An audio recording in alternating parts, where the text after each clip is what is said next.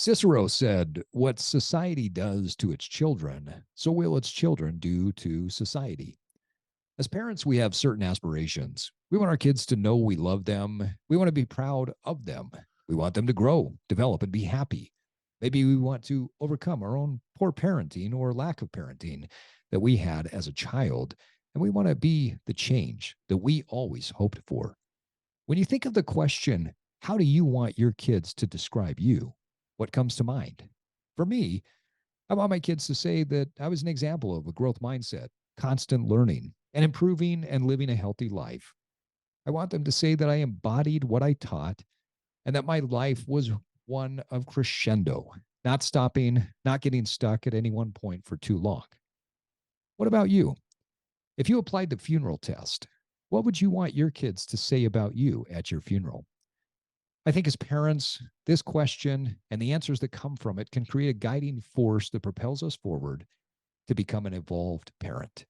Today's conversation takes us on the path of exploration into the question of what does it mean to be an evolved parent? Why are our early examples in life so important? And how do we overcome some poor parenting we may have received to become the best parent we can be? That's today on the Evolve Podcast. Welcome to the Evolve Podcast. Evolve your body, evolve your mind, evolve your soul, and evolve your tribe. And now it's time to disrupt. Welcome back to the Evolve Podcast, where evolved men and women come to disrupt, connect, and get inspired. Before we get started, I want to thank our sponsor, MedOne Capital, for sponsoring the Evolve Podcast. We appreciate all the support. MedOne Capital exists for the sole purpose of making medical equipment available to the healthcare industry. You can find more information at medonegroup.com. As always, joining us from the Mind Palace in Oberlin, Ohio, the most interesting man that I know is W. Miles Riley. Welcome, Miles. Nice. Thank you, Steve. Listen, I was listening to your introduction, and after you say what you said or said what you said, I'm going to call Johnny up and go, Johnny, tell me about your dad. And I want you to call Tiago. I think that's a good trade-off. Yeah. I haven't talked to and we will Tiago in a few compare months, so it's notes. probably a good time to do that. Yeah. I need to Yeah, and we'll check in and compare see how you're notes. doing. I love that. Yeah. I'm not sure what he's going to say today because I woke him up and we had a conversation about making sure that he's getting up at the same time because school starts in just a few days. And so we've had the conversation of your bedtime and your rise time need to be pretty consistent. Otherwise, you're going to run into a brick wall when school starts. So that might be Well, a loaded question I, today. I just went through a slightly moderate hell with my son. Ah, we like slightly moderate hells. We're not so sure about full blown hell, but slightly moderate. He's too good of a kid. He'll never take me to full blown hell, but he sure I gets would his agree. toe in there every once in a while. Nice, nice. Well, and somewhere in the mountains of Utah, I am Steve Cutler. Today's guest is my good friend, Scott Jones. Scott is a relationship expert, a licensed clinical mental health therapist, a public speaker, organizational consultant, and owner and director of Stillwater Academy. Scott has been working with adolescents and their families for over 25 years. He was the creator and director of Project Impact, a community-based drug and alcohol treatment program for adjudicated youth in Georgia. With over 25 years of experience in the adolescent treatment industry, Scott understands that change requires risk and healing and can only happen in a safe and nurturing environment. Scott takes a strength-based approach relating to and a relational approach to therapy and loves helping people discover their unique strengths and see their inherent value, oftentimes for the first time. Scott specializes in working with clients who have co-occurring issues that often occur with addiction, such as depression, anxiety, trauma, and attachment issues. Scott particularly enjoys working with clients who have experienced trauma and loss. And when not at work, Scott can be found on the soccer pitch, refereeing amateur, high school, college, semi-pro, and professional soccer. Or for those of you listening across the pond, football. He serves on the Utah State Soccer Referee Committee and loves mentoring up-and-coming referees. He enjoys golf, running, cycling, and anything that has to do with water and sand. Scott has completed several half marathons, Lodajaw, and the Salt to Saint cycling events. And for those who have not heard some of our other episodes, Lotoja is a race that goes from Logan to Jackson. Look it up. It's not for the faint of heart. And neither is Salt to Saint. That basically goes from Salt Lake City all the way down to Las Vegas, right? Sin City? St. Or, George. St. yeah. George. Oh, St. George. St. George, too. Okay. Still not easy. Scott and his wife, Mikkel, are the proud parents of 3 amazing kids, 3 kid in laws, and 3 grandchildren. Let's just keep it at 3s. And his favorite title is Opa. Scott Jones, welcome to the Evolve Podcast. Thanks, Steve. That bio is way too long.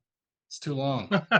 Well, Who when you've wrote been that? doing what you've been doing for so long, the bio just tends to pick up more stuff. Well, we're excited to have you, though. I mean, you've got a great background in this space, and it's a conversation that I think you and I have had multiple times, and Yeah.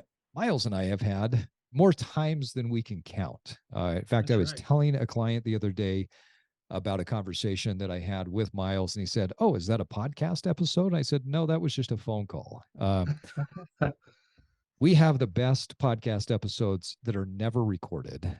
It through most of our phone calls, right? Yeah, we're like the proverbial jazz musicians where you hear about the best jazz comes from practice and rehearsals, and then Yeah. they go to actually perform, and they're great performances, but they weren't like the practices.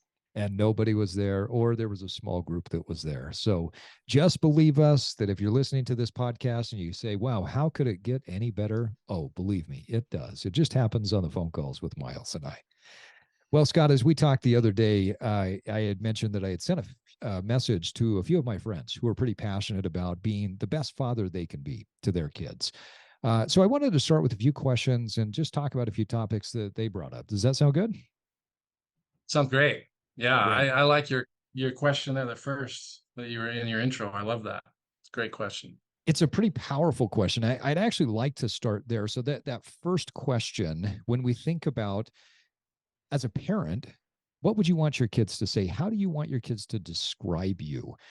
Why do you think that's such a powerful question? Well, because I don't think we think about it much, right?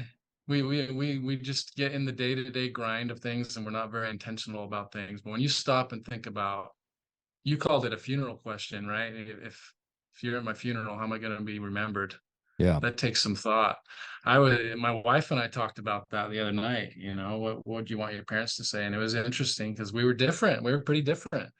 Some commonalities, but things that are important to her, not necessarily the things that are important to me. And I think that's okay.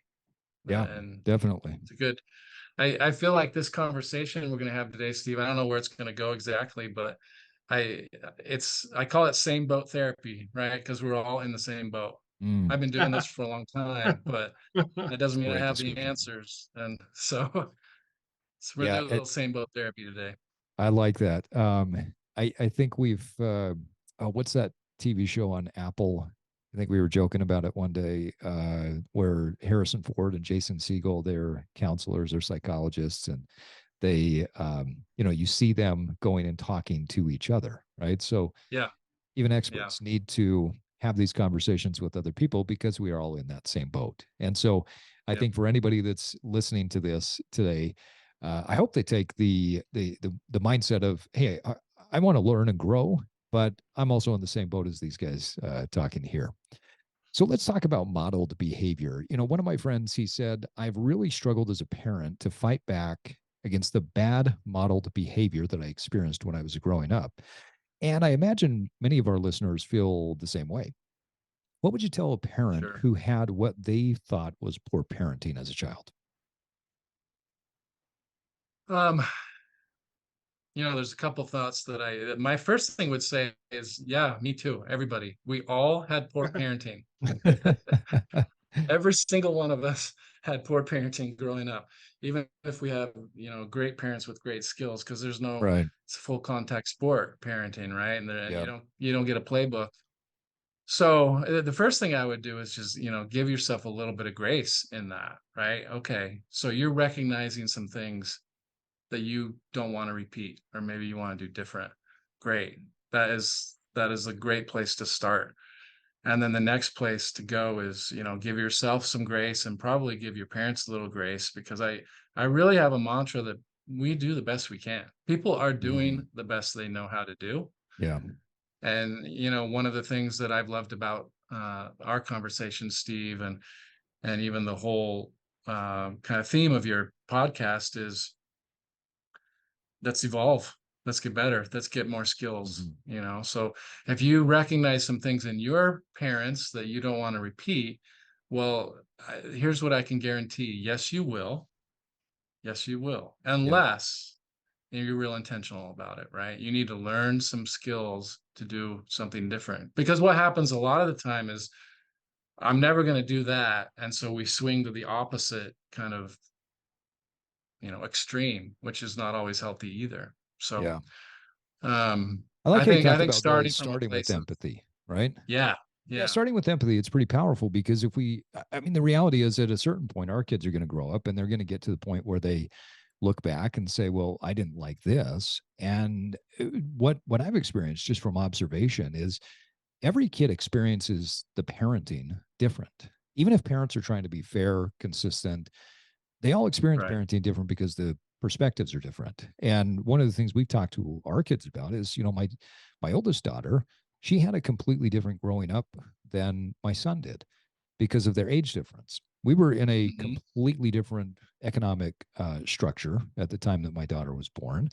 We were still in college. We were just basically living paycheck to paycheck.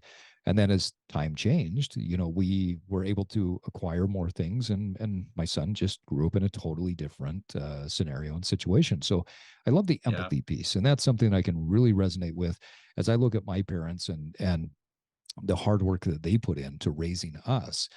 But they continued to grow and evolve throughout their life and their parenting.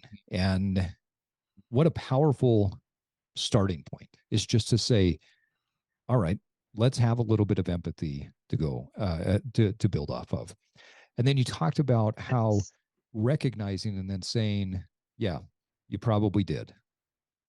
Great. Recognize that. Now what? now what? And Yeah, simplistically put, if I point at my parents, they're going to point at their parents, Yep. who in turn are right, going to point to their parents. And at no point in that pointing is there a book that some ancestor got on parenting. Right. So Right. we just keep pointing. We're going to point at the that's pointing. I right. like that. I talk a lot, so I work with adolescents and their parents, but when I'm working with, adolescents, we talk a lot about family systems. A family is a system. Mm-hmm. That system changes and evolves, and we talk a lot about that generational piece that you're talking about, Miles. The idea that this isn't, your behaviors, teenager that I'm talking to, the this goes back generations, right? This goes back generations and generations. You have a chance to change the tree, right? You can do something different about it right now. And if you, talking to the adolescents still, but this applies to parents, if they can change the tree a little bit by learning some better skills, having more awareness, doing some things differently, that's not only going to affect the tree, beneath them, that goes backwards too. That's going to have an impact on parents. And so for your friend who's like, how do I deal with this idea that my parents maybe weren't what I needed, as he seeks to change, or he or she seeks to change and be a better parent, it's also going to have an impact both ways. That's what I see over and over and over. Yeah. Things Yeah. change. It's pretty powerful to think about how much our ancestry, the choices, the decisions that our ancestors made, and also the biology. What DNA are they passing Yeah. on? I had a conversation with my one of my brothers one day, and he asked me the question. He said, "Hey, did you realize that our great great great grandfather had committed suicide?" And I said, "Yeah, it was pretty widely known. I mean, he was a famous guy. He was the second governor of Utah, a very prominent banker. And towards the tail end of his life, it was believed that he took his life through a self inflicted gunshot wound. Hmm. And my brother looked at me and says, I had no idea that was the case. Why have we never talked about this? I mean, you think about that this mental illness whatever it is, in any shape or form, has a tendency to get passed down through the DNA. And so he goes, "Why have we never talked about this?" I said, "Well, I don't know. I guess I just knew it. You knew it. I thought everybody knew it." He goes, "We got to open up this conversation. We need to be talking about mental health and the importance of mental health. And if that is something where aspects of that are genetically passed on, then this needs to be an open conversation. And we need to have those types of conversations and just be real about it. But Yeah. far too often, those things aren't talked about." Yeah. Yeah, exactly. Hey, the other thing, we'll get into this probably more as we talk, but you need to drop the comparison game and your own shame, Mm, deal with that yeah. Yeah. piece. Great point. As we're looking around, And comparing it's so ourselves to easy to others. do. So Yeah. easy to do, especially today, because we are, our lives are out there in the digital universe. And Yeah. whatever life we want to put out there for people to see and perceive how our life is, we're seeing this highlight reel of people who are living what we would consider to be this ultimate life. And we're comparing their highlights to our lowlights. And that comparison just is, as the old saying goes, comparison is the thief of joy. Scott, how would a person start to overcome becoming a carbon copy of their parents and the challenges that maybe their parents have? Yeah. I think so. Once you have that empathy piece and you're start dealing with your own shame, I think that you have to decide what you want to be as a parent, right? You talked about being in college and having your own daughter. You're just surviving. You're keeping your head above water at that Right. point, right? Right. I don't know how much time you had. I was in the same boat. I didn't have a lot of time to decide what kind of parent I wanted to be Mm-hmm. in those moments, right? But it's got to be intentional. So uh, getting help, you know, and that to me, that's more than just going down to the local bookstore and getting a self-help book, but talking Yeah. to professionals, getting your own therapy, doing your own work. I mean, I'm a therapist, and I started doing my own therapy with my dad just as recently as 10 years ago. He Wow. passed That's great. away, and it brought some stuff up, and I thought, oh, I guess I have some stuff to work on. So that never stops. I don't think that ever stops. But Yeah. but I think being intentional, even so far as going to, write it down, what do I want my kids to think about me, is a really powerful tool. And then keeping that somewhere where you're referring to it. Writing it down, I think that's a So, that's a that's super the question. powerful thing. What Yeah, do go you ahead, Miles. think? It's interesting. I'm hearing this. And this is the first time I've ever processed it like this. If we're talking about raising human beings, Yeah. then doesn't the label parenting kind of diminish? Because we're talking about connecting and guiding and being guided by another person. Mm, Our kids teach us just as much as we teach them. Yeah. And Yeah. so it would seem like the whole idea of parenting just becomes this kind of boundary. But if we get after ourselves in a way to communicate better to another human being, that bleeds into all human beings. I'm just speculating here. I'm purely speculating. And this is the interesting first Well, time point. I've ever no, you're heard people. you're speaking my language, Miles, because it's to me, it's all about connection, right? Uh-huh, Obviously. And um that looks different when your kids are 2 than when your kids are 17. That looks a Yeah. lot different. hmm Yeah. And one of the hangups that parents fall into that I work with is they don't adjust. They might have been Yeah. Yeah. a great at that relationship piece when they're little, but now that the kid has some autonomy and needs to start pushing back, a teenager's job is push back. That's what we want them to do that. We want them to kind of test the boundaries. The kids that test the boundaries and push back in healthy ways, right? They go on to be the most successful adults. That's okay. Their job is to push. Our job as a parent is to be consistent, hold those boundaries, healthy boundaries, while keeping the connection number one. Connection is what it's all about. Absolutely. And Yeah. this idea we use, you ever heard the word Ubuntu? Do you know Ubuntu? No, No. no. What is that? Right. So we don't have time. You're gonna have to look it up. It's a Uh, way, it's a How do, way how of do you being. spell it? So Ubuntu, Ubuntu, Okay. Ubuntu. It's an African word, but it kind of is translated I am because we are. Oh, interesting.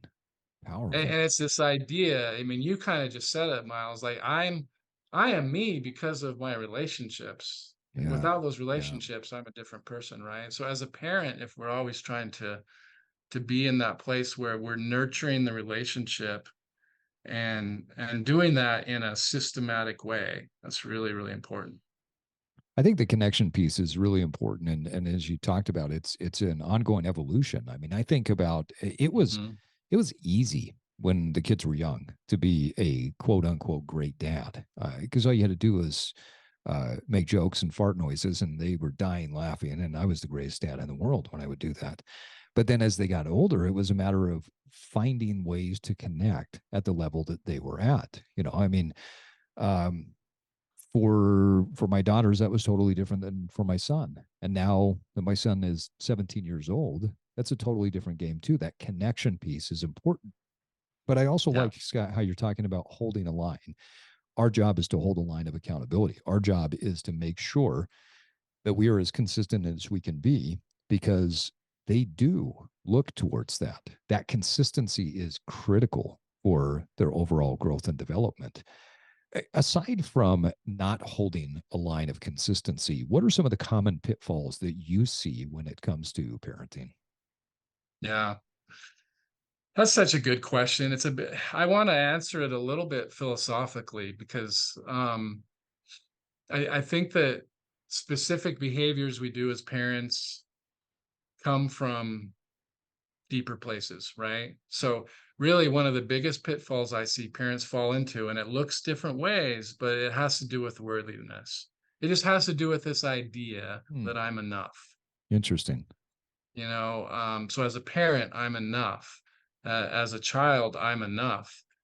But instead, we kind of, especially, in our society, we have this idea of I will be enough when whatever that is. I get that promotion, I lose enough weight, I whatever it is. I'm going to be worthy when. Um, and if we as parents are struggling with that, which we all do, remember, same boat therapy. Yeah. We're all in the same Yeah. boat. We all do this.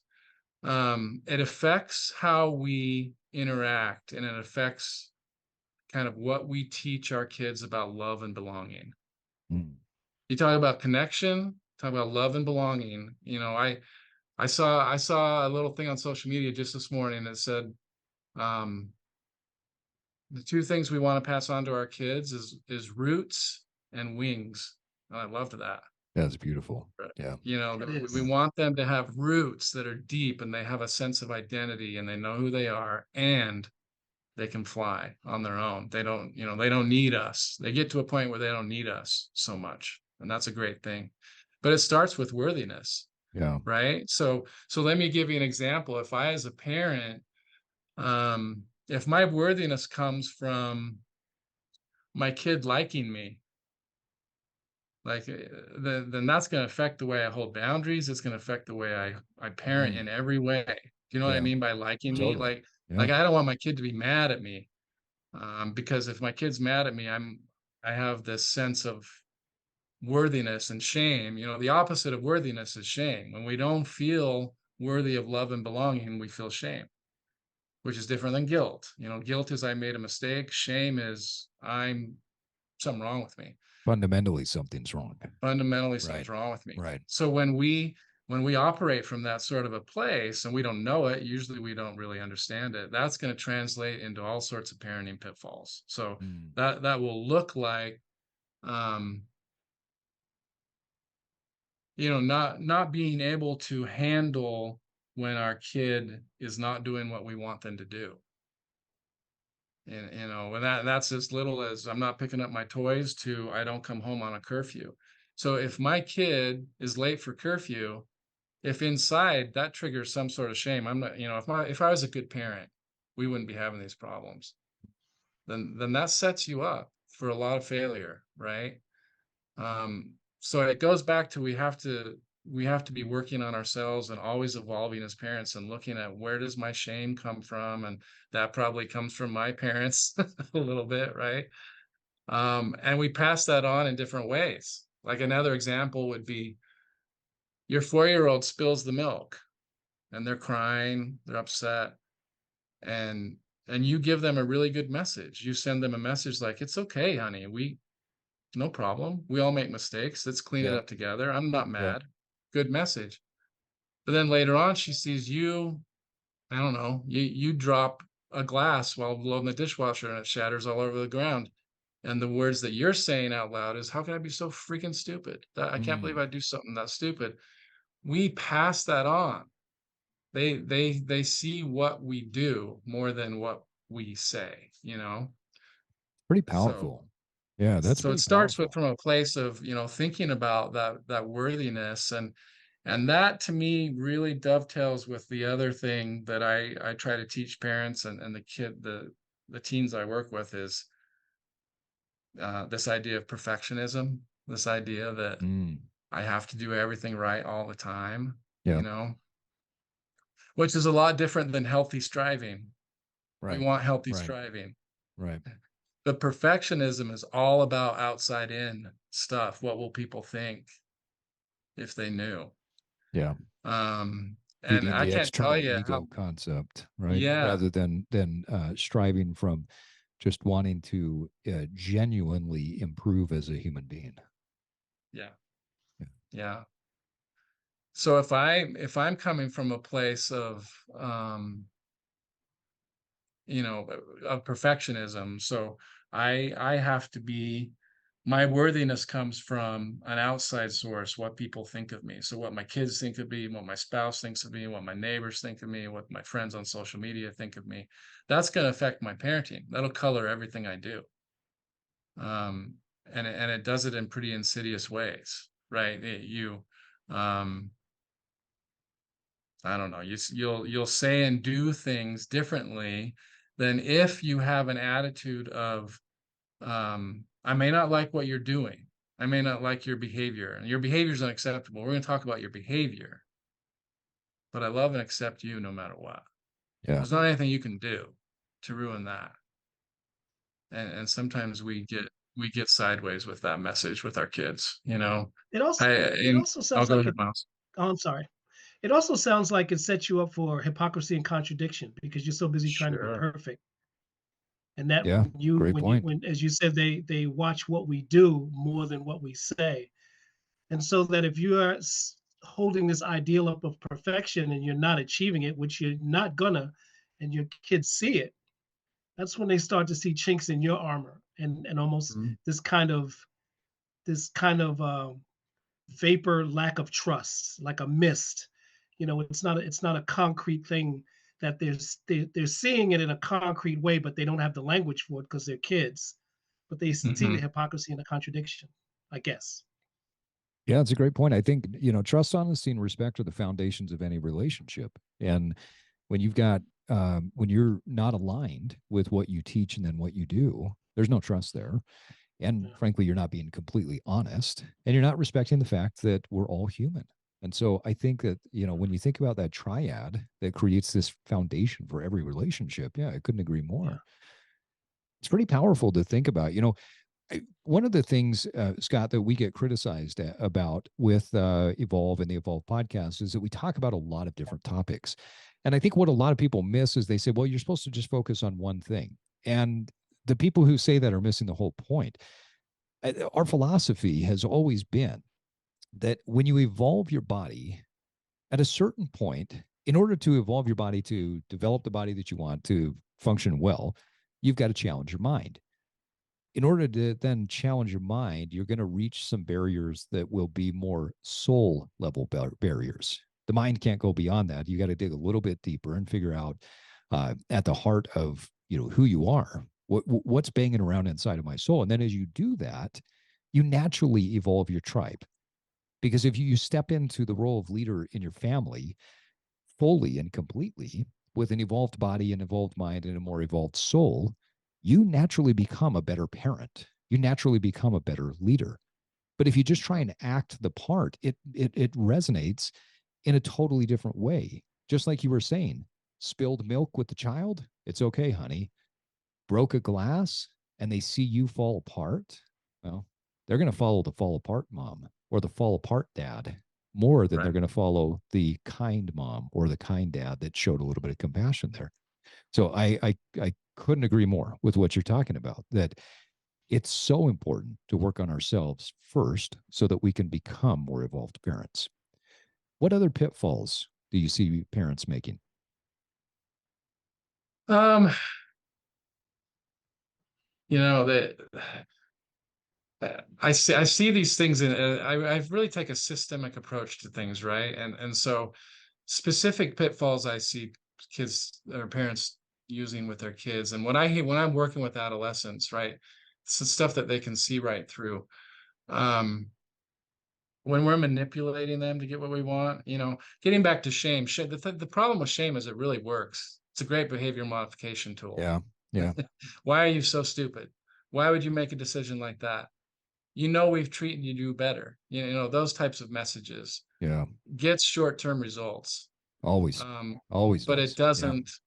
it doesn't help a person change behavior, right?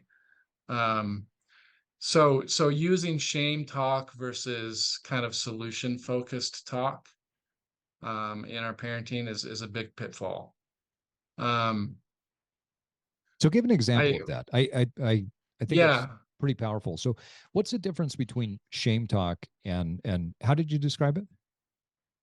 as Positive example solution talk, focused solution talk, focused. right? Yeah. So the way I think about it is, so think of a problem you're having with your kid. I don't know. Okay, what's one you guys struggle with? Anything come up? Well, something What's came up my cousin. It's glaring in my cousin because he grew up in pretty dire circumstances, and he ended up becoming a doctor, a pretty prominent doctor, a big house, and then his kids were coming up. He had 3 kids, and he would always shame his kids about what he had because the kids, growing up in a certain amount of affluence and luxury. And one of the things he always did with them is that when they did something wrong, you can't believe how I grew up, and you guys have it made. And that's Mm, how he used to try to shame them into better behavior with whatever it is that they had done. yeah. I've Yeah, done that. why aren't you grateful? You need to be Right. grateful Yeah. for this. Yeah. Yeah. Yeah. Yeah. Yeah, that's a good example. I think that if you think about a behavioral issue that might be happening, that you're struggling, how do I deal with this with my child? One way to do it is to assume that that's happening because what do we say about troubled kids? That they're unmotivated, they're manipulative, they're lazy, they're oppositional, all those things, right? And if they're those things, what are we going to do as a parent? Really, the reason they're not doing what they should be doing, or they're doing too much of something they shouldn't be doing, if we're looking at it from that frame of reference, then it's a motivational problem, Mm, right? yeah. And if you have a motivational problem, what are you going to do? You're going to motivate them. How do we motivate our kids as parents? Punishments and Yeah. rewards, Carrot and stick. right? Yeah. Carrot and the stick. So that's if all you see is motivational problems, then all you can really use is carrot and sticks. And carrot and stick parenting only lasts so long. Yeah. It doesn't Great it point. doesn't create change. If on the other hand you come from a framework of uh kids would if they could. We all would if we could, right? Um if I have better skills, I'm just doing the best I can. So I would choose to be happy. Why would anybody choose not to be happy, right? No one wakes up in the morning and said, I think I'll become, a drug addict and be homeless today. Nobody Yeah. does that. Right. Right. We would choose to be happy. If something's getting in the way, then we have to, as parents, we got to help figure out what is getting in the way. So one way to do that is, instead of seeing it as, oh, my kid has this problem, I don't know what to do. The problem's out here. Me and my kid don't have a problem. We're going to tackle the problem together. Oh, say that again for the people in the So, back. so the problem, whatever that is, let's put it over here. Yeah. That's the problem. It's external. I Yeah. don't have a problem with between us because we have a relationship, right? Yeah. We are Love that. connected. So we're going to tackle this together. That is beautiful. What a great way to frame it. I think that that paradigm shift is seismic in nature. I mean, how many times Yeah. do people I've seen people just lose it at times over what they call a lack of respect. You're not doing this because you don't respect me. But it's not if a child's doing something, it's not necessarily a lack of respect. I mean, a child doesn't have to obey every single thing that you say and do to show you respect. The problem is external. That is so powerful. I hope people pick that one up. Yeah. And there's a way, there's a way to do that. That's real practical, and it teaches skills. Instead of saying, you're always late for school, you Mhm. always sleep in and you're always late for school, and I'm freaking sick of it. And if you're not in school on time tomorrow, I'm taking your phone. Okay, so that's a motivational problem. I'm going to motivate them by giving them a consequence that they don't like, right? Yeah. That'd be one way to approach it. Another way to approach it would be, hey, son, I've noticed that you're late to school a lot. Have you noticed that? Tell me about it. What's going on? And that puts the problem outside of your son, right? The problem is I'm late for school. I'm recognizing it. What do you recognize? And the hard thing as a parent to do is you ask that question, is then you have to shut up Yeah. and let them talk. Yeah. And they might not talk at first. They might say, yeah, I don't know. I don't want to talk to you, Dad. But you keep working at it until you get to the point where they'll say, well, yeah, I hate getting up in the morning, or I stay up all night doing homework, or whatever it is. They will come up with their side of the problem. And There's a very once you've Zen-like heard, approach here. I mean, when you think yeah, about this, this is so that you're talking about the conscious observer, rather yes, than creating an identity for that person. If yeah, you're always sleeping in and you're always late, then you are a person who's always sleeping in and always late, and you will live up to that identity.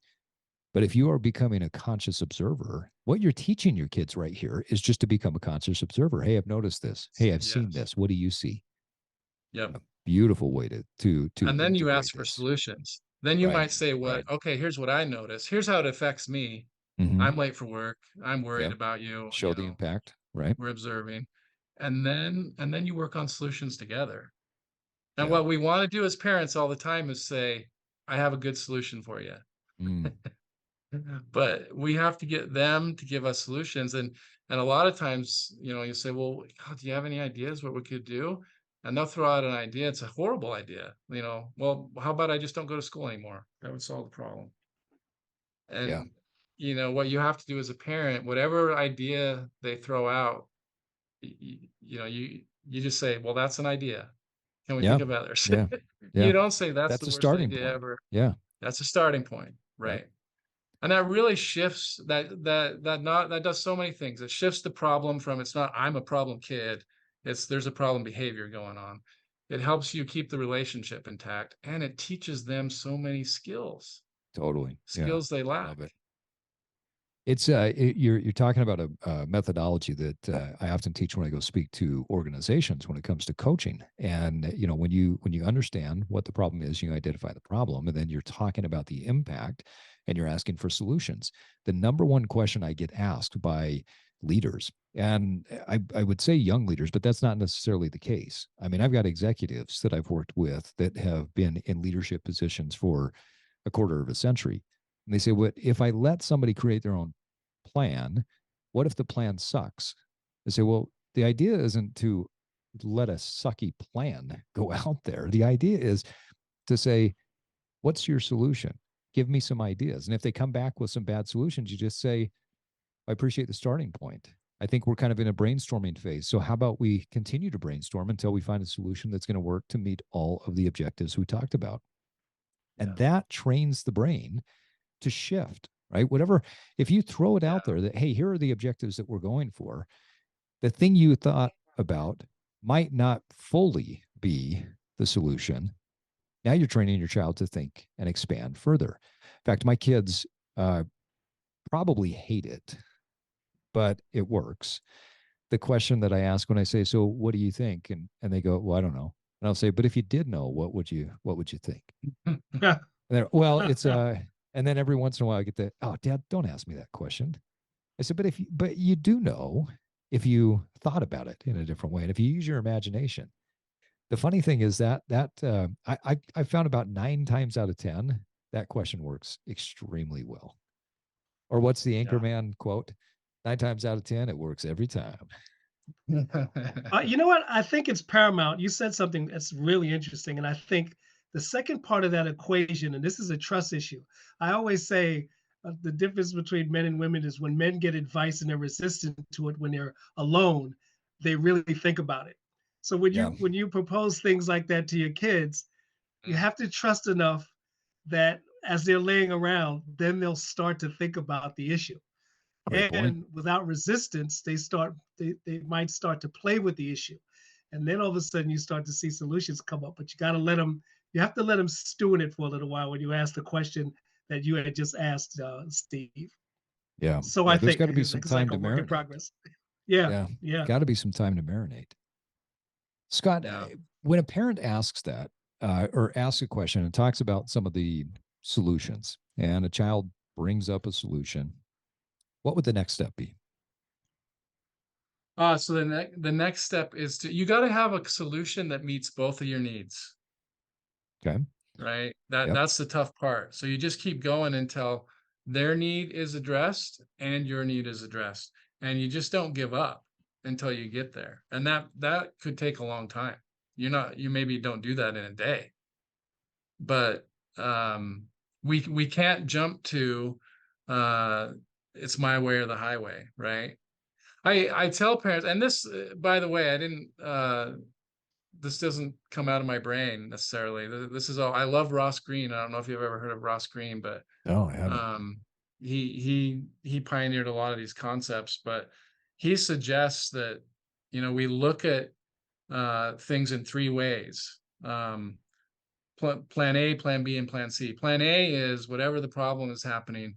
If we're doing a Plan A approach, that is, I'm imposing my will as a Okay. parent. It's just going to be my way. And there's times when that has to happen. So, especially when we're talking about safety Sure. Yeah. and things. I'm not going to apply this collaborative approach when my 4-year-old's running out into Redwood Road, right? Yeah. Yeah. So Plan A that works sometimes. Plan C is we're going to drop it for now, and for now we're going to drop it. We can't solve every problem right now because relationship is the most important, right? When my kid comes home late, curfew, and I'm hopping mad and I'm ready to just lay into him, that's not the time to talk about it. Yeah. We're going to drop Yeah. it for now, Yeah. right? We're going to address that sometime else. And if we don't address it, right then or the next day, that's okay as long as we get back to it when we're in a better, spot with each other. But Plan B is this kind of collaborative approach where, we're gonna show empathy. We're gonna put the problem outside of us. We're gonna look for solutions, and then those solutions have to meet both our needs, and we're gonna collaborate on that, and then we're gonna follow through, right? And it's so simple. So I have 3 kids. My oldest is a daughter, and she has 2 kids of her own. And we were in Disneyland. I know that's one of Steve's favorite places, I heard recently. Yeah. Yeah. Uh, we were in Disneyland, and you have a 5-year, well, almost 5, like a 4-year-old and a 2-year-old, essentially, right? Grandma and grandpa, mom and dad, 4-year-old and 2-year-old. And we're on day 3, and they're doing pretty good. They're actually doing pretty good, these 2 kids. But That sounds like a recipe for breakdowns for me. I mean, yeah. I remember when my Well, kids, they get so tired after the the first secret, day, right? the secret to a good Disneyland trip is bring the grandparents. That's the secret. Yeah, that's a good point. Good point. Yeah. But we finally had a meltdown, like an epic meltdown, and the 4-year-old wanted root beer. The parents had said, we'll get root beer at lunch. We go to a place to eat, and this restaurant doesn't serve root beer. Oh no. And so we're in a public place, and he is losing his mind, right? Nice. Nice. All my old parenting stuff is coming up, and I have literally, I've been doing this for 25 years, and I still have stupid thoughts like, Oh, what do people think? I wonder if if people knew I was a relationship expert and my grandson was acting like this, what would they think?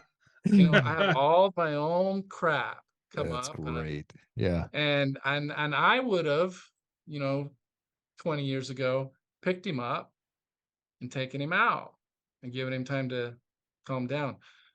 My daughter, I watched her take a breath, like physically go, and then she started saying things like, those are big feelings. Now, this is a 4-year-old. It's not a 14-year-old. It's different, right? Yeah. But Yeah. 4-year-old, Okay. those are big feelings. It's okay to have big feelings, but there's no root beer. Your feelings aren't going to change that. Ah, those are big feelings. If you can't control those feelings, it's okay. But we're going to go over here. She just stayed cool, calm, and collected in this storm. And eventually they did take him out because he wouldn't calm down. Eventually he calmed down. But when he calmed down, they immediately went into that problem solving kind of collaborative approach and got him to a place of, okay, we're going to find a place that has root beer, but we're going to do it after lunch. And he came back in and finished his lunch. Nice. And then grandma and grandpa spent the next 3 hours trying to find a place to get root beer.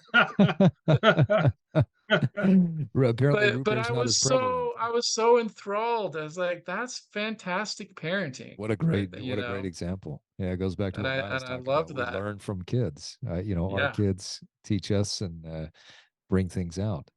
I think there's one of the important lessons there is when we talk about the psychological state, right? We've got trait psychology, we got state psychology, and the psychological state that you're in that moment. You yeah, might be flooded with a lot of emotion. You may be, starting to feel a sense of embarrassment or frustration, and really being a leader as a parent dictates that you pause, that you understand what your emotion is, and then you ask the question, okay, so what? What am I going to do? Now what? What am I going to do? So I may feel this way. I might feel frustrated or embarrassed or upset that my child is yelling and screaming about root beer. So what? What am I going to do? I've seen over the years where when a child is upset and crying, then the parent takes it to another level. And now you have two people throwing tantrums. One's just larger and stands over the other one. And yeah, that's always baffled me. Not to say I haven't lost my temper, right? I mean, I'm not, I'm like you said, same boat. But my methodology, my approach was always to look at what was going on and to say, okay, if we're heightened here, the only way to bring it down is to remain calm and to yeah, remain stoic and to remain in this position where we can eventually get to the point where we can have a conversation. Because if you match energy and you go even higher, well, you're just showing your kid what's supposed to happen when things don't go wrong or don't go right. They're having a tantrum over root beer. Now you're having a tantrum over them having a tantrum, yes, right? yeah. So what an amazing example your daughter set.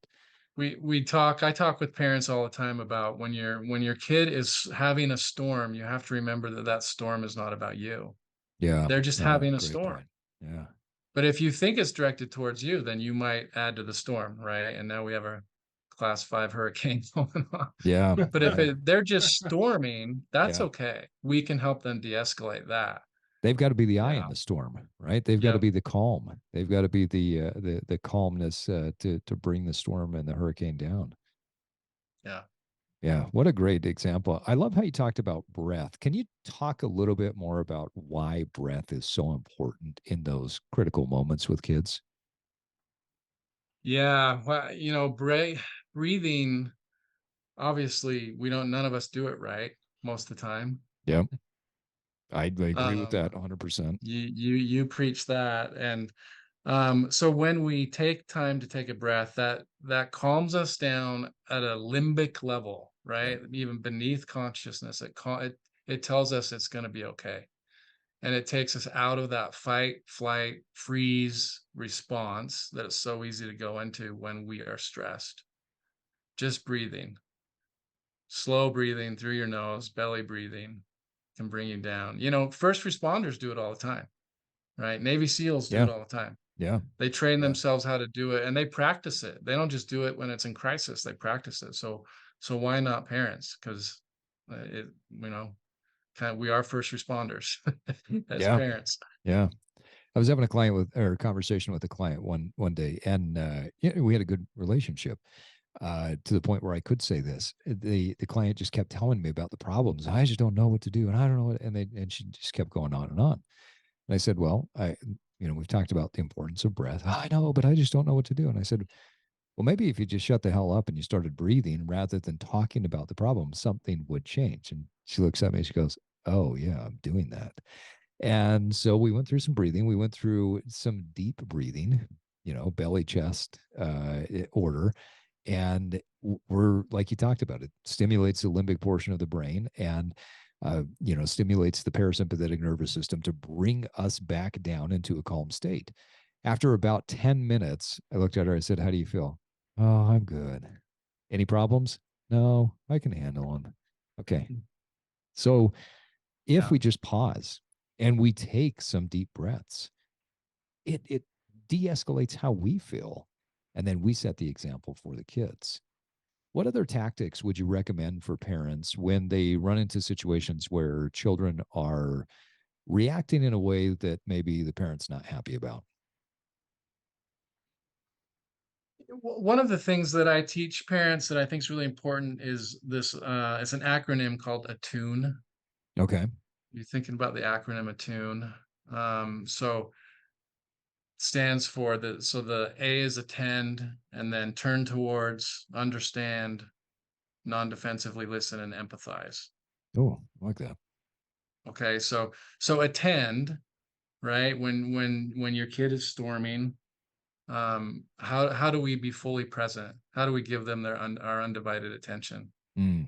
Um, that means putting the cell phone down. It means stepping away from the computer. It means doing whatever it takes um, to be fully present. I'm convinced that one of the reasons therapy works is simply because you have another human that is just attuning to you and your Yeah. needs You got for an 45 observer right minutes. there. Somebody Yep. that's paying attention. Yeah. Yeah. Yeah. So I agree. I don't think it has much to do with whatever theory they're using. I think it has to do with that main thing. And the best therapists are those that know how to just do that. Yeah. Right. So as parents, learning how to kind of put our worries on the shelf for a minute and just be fully present for our kids, that's huge. And it's really, really hard. It's super hard to do. It sets an example though. I mean, Yep. in our day and age, we're very rarely just fully present. I mean, how Yeah. many times do you walk into a room and you see, I was going to say kids, but it's not even kids anymore. Like you go into a restaurant, you walk into a room, and there's a group of people sitting around, friends, family, whatever. And every single one of them is on their own phone. No Hmm. interaction, no presence. They are in a million different directions, but they're not focused on each other. And They're some not of them are focused texting there, each right? other, the ones Yeah, that are around the table. right. That's the thing that Sometimes, always gets me. I'm like, what in the world's going on? But it's a powerful tool to just focus yeah, in, to just stay there and listen, to yeah, literally tune in. I mean, I think back to, I know I'm dating myself by quite a bit, but I know all of us, talking today get what I'm about to say. Radios, when I was a kid, you had a knob, you had a dial that you had to turn in order to get the radio station that you wanted. And so if I wanted to go from one radio station to another radio station, I would turn the knob and that would move the dial. And I was literally tuning in to that radio station. And in between there, you'd hear some static. And the way I've always envisioned tuning in and becoming attuned is that same way, that in between being focused, there might be a little bit of static. And until I can get my full presence, my full focus there, I'm still going to have a little bit of static. But tuning in really allows us to capture what's there. So yeah. That's a absolutely great love that metaphor. concept. I love that. It's a great metaphor. The turn towards is important too. And that literally turning towards, using our body language to Physically. communicate safety, and physically Mm, turning towards, making eye yeah. contact, Yeah. getting on their level, right? I mean, I'm 6'6". Mm-hmm. that's different for me than it is for you, Steve. No Yeah. offense, right? No, I'm not Because 6'6", and yeah, you're not you always look 6'6". down upon me when we talk. So it means Which getting most on the people do. I'm not a same tall guy. getting on the same level. The teens I work with in treatment, um, obviously there's times when they become really escalated and need somebody to help them calm down. And my first thing is using body language, to not be too close, not be too far. Mm. I'm mirroring and matching what they're doing. Yeah. If they're way up here, I maybe come in a couple degrees lower, but I'm quickly kind of bringing my voice, my tenor, my tone down, my body language. I may come in kind of muscles tense. I'm quickly taking breaths, making sure, because our parasympathetic nervous system communicate with each other, Yeah. right? Yeah. And so that helps to calm things down. Um, Really quick, the understanding part, we've talked a lot about that, but just always having that question of what is it like to be you? Like I may think I know what it's like, but trying to really understand where they're coming from is so important. It's a pretty And impactful piece when you ask a question of, how do you see this from your perspective? Tell me what's yeah, alive in you. How are you feeling right now? When yeah, you are experiencing this moment, what does that mean? I'm experiencing a certain way. How are you experiencing it? So yeah. it's pretty impactful. I mean, I read something probably 2 decades ago that I have held on to, that I believe it was in one of Stephen Covey's writings, where he said that aside from food, water, and shelter, that the number one need that all humans have is the need to be understood.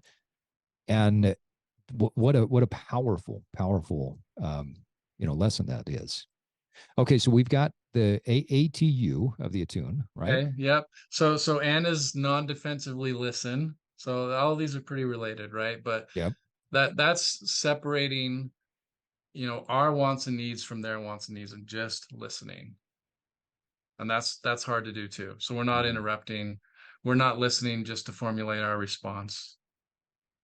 We're really listening and trying to, do some reflective listening to them, which then applies to the last step, which is empathy. How do we show empathy?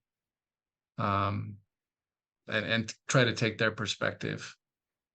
So I was thinking Scott, about this. oh yeah, Oh, go keep ahead. going. Sorry, I was I going to want to ask a share an question example. about listening and getting triggered, Okay, but go we'll for come it. back to that. Now, No, ask your question. so my question is, when people listen in a situation where maybe there's some current conflict, one of the most common things that I see is that when I ask a question, I'm asking a question, and more often than not, I'm looking for a specific answer, right? Or I'm asking a question, and if the other person says something that I don't like, I'm triggered. What would you recommend to Yeah. people when going into a situation like this to not be triggered, or to be aware of those triggers, to manage those triggers? Yeah, there's nothing wrong with being triggered. It's what we do with the trigger, right? Yeah. I mean, we're Yeah. gonna get triggered.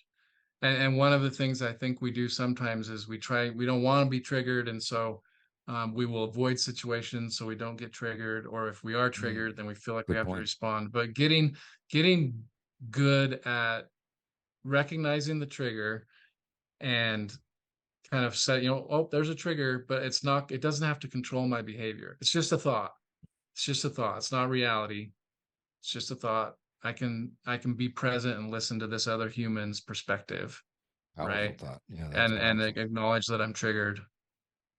I think that's really key.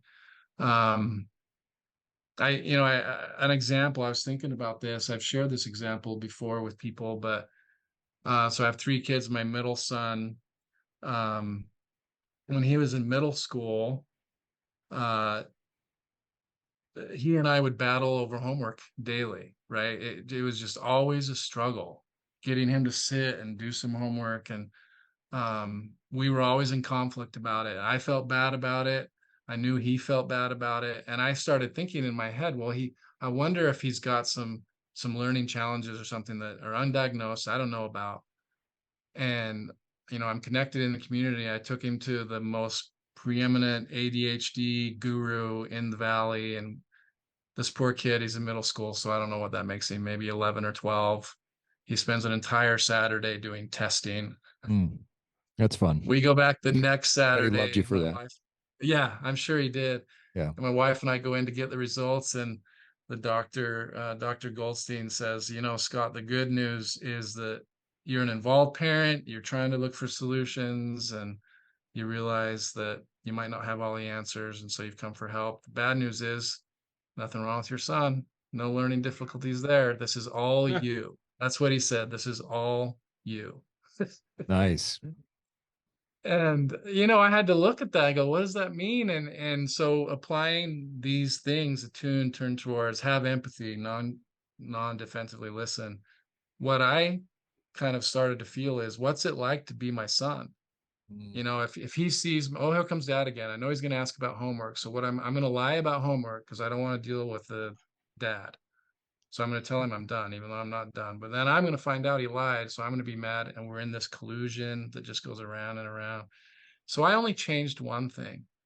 I made a commitment to myself. I wrote it down. I made a commitment that I was not going to bring up school, anything related to academics, until he and I had had some sort of a meaningful connection, whether that's Mm. talking about the day or powerful. throwing a baseball or something. And if we didn't have a chance to have a meaningful connection that day, that just meant I couldn't bring up class. Even if I saw him Wow. watching TV and I knew he had homework and I knew he was going to fail his class, I couldn't bring it up. That's the only thing I changed. And you know what happened is, not only did the relationship improve, obviously, but he did fine in school. That's He great. he didn't have to run from me anymore. You know, he could just manage it. And once I had a meaningful connection with him, then I felt like I could say, "How's school? Do you need any help? What can I help you with?" But since we had more connection, we could talk, and he could ask for help, and I was happy to sit down and help. And it was a really powerful thing for me. And I've repeated that in my life in different ways since, over and over and over. Is if I think about what's it like to be him or her when I'm around, That's would I really be doing the interesting. same thing? Yeah, that's pretty Yeah. powerful. That's interesting. I had this a similar moment when trying to get through to my son when he was 14. And so what I did is I went and listened to all the music that I listened to when I was 14 just to get an idea I of love what that. my brain was going through at a similar age. What did I you love listen that. to when you were that age? What's that? What In did you listen to? 1970, in Yeah. 1972, Earth, Wind and Fire was out. Okay. Okay. Parliament Funkadelic. Oh, nice. The jazz was what they called the GRP group, Okay. which was Dave Grusin and all of that stuff. And then it was the tail end of Motown Mm, and the beginning of Tamla, the Spinners. So I just kept listening to that music just to try to get an idea of what I was not thinking, because I was 14. And just by having a glimpse of my 14-year-old brain, I kind of played with, okay, this is possibly what his 14-year-old brain is going through. So I might need to restate and revise how I'm going at him. I think that empathy plays such a massive role in the openness. And Scott, you talked about this where Yeah. that it provided the connection, but it also provided a space for your son to Mhm. be able to open up to you. You know, Yeah. I feel like, all things being equal, that my son and I have got a pretty good relationship. And one of the things that causes me to say that is a recent conversation we had had where we're talking about finances, and we're talking about, what is that going to look like. My wife and I have had to have some conversations now just because the kids are older, and we've got, a daughter that's 23, another daughter that's 18, almost 19, my son's 17. And so we're thinking through, okay, what does this look like? What does the transition from teen to adult look like? Because we Mm. hadn't really thought about it. We hadn't even had the conversations about it. And so at one point during the conversation, when I was talking to my son about what this looks like, what will mom and dad cover when, and when are you on your own? And there was one point where I said, okay, so tell me your thoughts. And he goes, yeah, that's fine. And I said, but okay, come on, this is you and me. I don't want fine. I want what's your real thought? Poke holes in our conversation because I'm not telling you that I'm coming to you with the perfect solution. I'm just coming to you with a solution, a idea. How I grew up was totally different. I mean, at 21 years old, I'm married and I'm cut off. Like that was it. So I said, Mm. we're in a different situation and we're just trying to figure it out. So tell me what your thought is. And he goes, well, I don't know. I guess as I think about it, this part doesn't seem completely fair. So I'm not sure about that. And he brought up a couple of opposing points. I said, I appreciate you sharing that. That gives me some stuff to think about. Let me look into it and we'll get back together. And so I looked into it. We sat down the next day or 2 days later, and I shared a different perspective with them and said, okay, now as I've looked into it, here's what the perspective is. And we got on the same page with a shared solution that I think we both felt comfortable with. I believe that taking a step back and understanding who the person on the other end is interacting with, and are we completely in control with that person, i.e., myself, right? It breeds so much in terms of relational equity that Mhm. is so powerful. Empathy cannot be understated, right? Yeah, absolutely. I have a mantra I share with parents too. The more connection, the less correction you're going to need. Oh, love that.